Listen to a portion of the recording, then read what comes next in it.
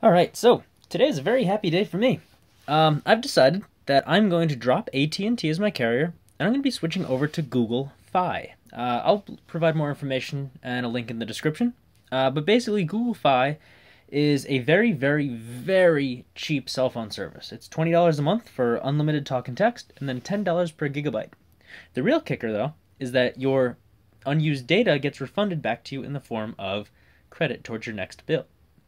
The only drawbacks for this is you have to get a Google-approved phone.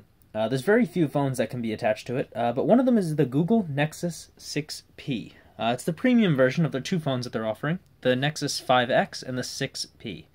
So we're going to open up this device, and I'm going to kind of add videos as I go, talking about Google Fi service and, what I think about it in general, and it'll be a nice way to see if that service is right for you. Alright, so this video is just going to be an unboxing. After that, I'll start talking a little bit about the Google Fi service and everything else involved with getting a system set up. So, let's open it up. Alright, there's a, looks like I ripped it, whatever. Yep, nice little foil piece around it. I'm not going to expose the bottom part of it because it has my serial number and everything else attached to it, but we can set that aside. Alright, you can see the nice P logo on here. I believe the P stands for premium. So, let's take a look.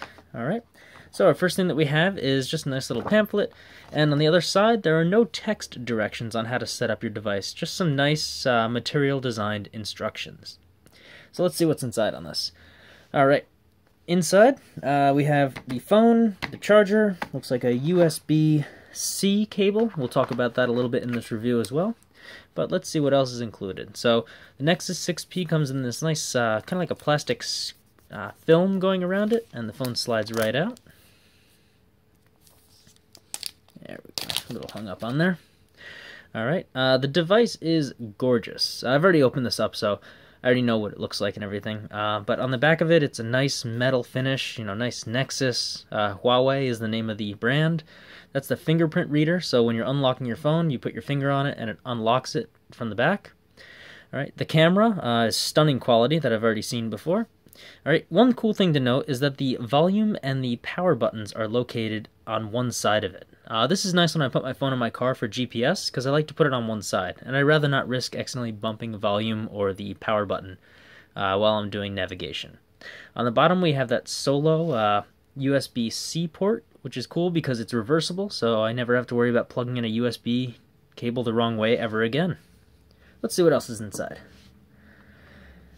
Alright, Google Play is giving us a free 90 days trial. Yeah, that's fine. I'm honestly waiting until I get a year trial or something like that. It might not ever happen, but eventually I'll go down that path. Alright, so a little bit of information on how to join it. Alright, on here we have a nice little folding pamphlet. This has our SIM key, and it also has an instruction manual, safety and warranty for the Nexus 6P. I'll be reading that a little bit later just to see what is covered and what is not. Alright, what else do we have? Oh, we have a USB Type-A to C, so I can plug it into my computer to transfer data. But this is a good opportunity to show you what the USB-C port looks like. There we go. So it is basically able to be flipped. It has no, it has a bunch of symmetry, so there's no incorrect way to insert it into the phone. So I can insert it like that, or I can flip it, rotate it, and insert it like this. Alright, so also included, like I said, we have the USB-C type charger. It's on both ends, so not only is it reversible by flipping it upside down, but it's also reversible by flipping the cable to either end. Which is cool because you can plug two phones together, and I believe you can charge one phone off the other or transfer data through it as well. Alright, and finally, we also have the rapid charger. This will be used to charge the phone. Apparently this is getting really, really good reviews. Alright, so after this, we're going to take a look at just booting up the phone, seeing some of the features that's associated with the Marshmallow operating system. I'll show you a case that I chose. I chose a really cheap one, but I may upgrade it at some point, but the case does the job. Alright, so stay tuned. Alright, so this is the case that I bought. I don't even think it has an actual name brand attached to it, but I really like this case. It's got nice grips on the edges of it. It's also a two-piece case, so you can pull out the inner soft rubber. That's nice for absorbing shock, and then the hard end of it just adds a little bit of rigidity to it. It's also got a kickstand on it, which I'm assuming will break after a couple months, but it does the job for now, and it holds up the device just fine. So let's attach it to our phone and see what it looks like. What's nice is the hole is for the fingerprint reader. I believe that's a noise-canceling microphone. The camera, everything was nice and well planned out on here. Alright, so whenever you're plugging in a phone into a case, it's always good to take the buttons and insert them first. That way you're not overlapping stuff or adding a foreign stress to the buttons. Alright, loop it around. Okay, got a nice snug grip on it. Let's add the plastic case on top. And there we go, the case is attached. Alright, I like the case. It adds a little bit of a personality to the phone. It's cool on the back, it looks nice. I may try to get a little sticker right here with, like my name or something on it. But yeah, the fingerprint reader, it's not perfectly symmetrical, but I'll take it for what it is. And when we open it up, it adds a nice kickstand piece to it. The cool thing about it is the two speakers on the phone are in the front. So when you're like watching Netflix or something in kickstand mode, you're going to get a great sound experience.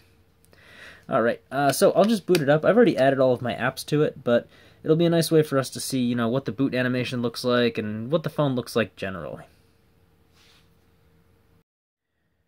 Alright, so it's time to boot up this phone and take a look at some of the features offered in Marshmallow.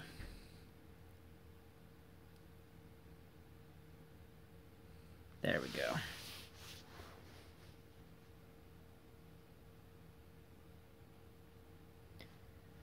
This phone boots pretty fast. The Google logo will sit for a minute or two. While it's loading up, we get the nice 4 easily recognizable Google colors. They do a lot of cool animations with each other. Just kind of bouncing all around. I love startup animations. Back in the days when I was rooting like my old Galaxy S3, setting up the boot animation was just a lot of fun. I'll probably go down that path with this as well. Alright, I just got to put in my passcode. I'm just going to put this to the side so you can't see it. Alright, starting up Android. I believe this was a restart after an update, so it's definitely going to be a little slower than the normal startup time. Yeah, I definitely caught it in an update. Oops. Oh well, you get to see it working and thinking. Got a little vibration to give me an indication that it started up.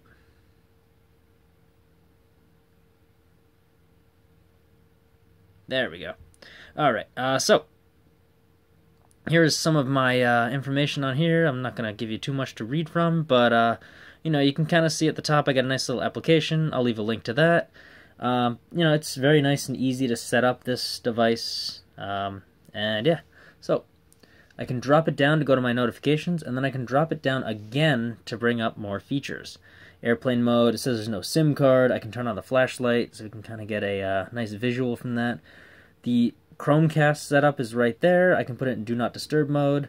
Wi-Fi I can play around with as well. Bluetooth even as well. I can start setting stuff up with that. Alright. I'll close that out. Alright, so, yeah, this device is really, really fast. I'll show you some of the apps that I have, some things that are notable.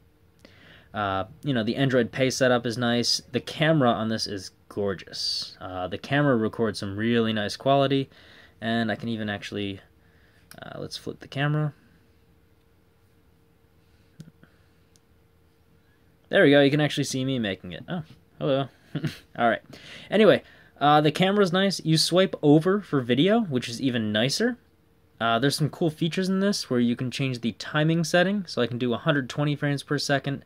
I can do 240 frames per second. I'll definitely be filming some stuff in slow motion on here as well, so you can take a look at that. But yeah, the camera app is nice. It's quick. It's fast. It's super responsive.